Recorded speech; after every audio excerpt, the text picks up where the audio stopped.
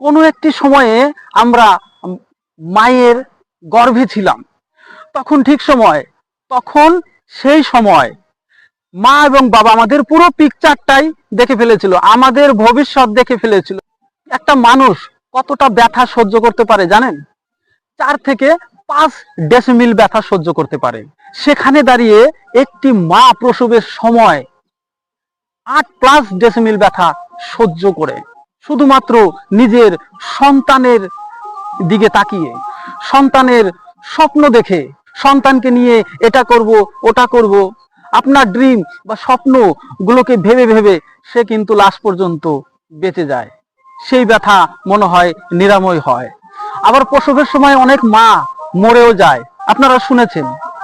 তাই বলছি, মা এবং বাবার যে আপনাকে নিয়ে যে পুরো ভবিষ্যৎ দেখে ফেলেছে, সেই স্বপ্ন বা ড্রিমকে আপনারা মিথ্যা করতে যাবেন না।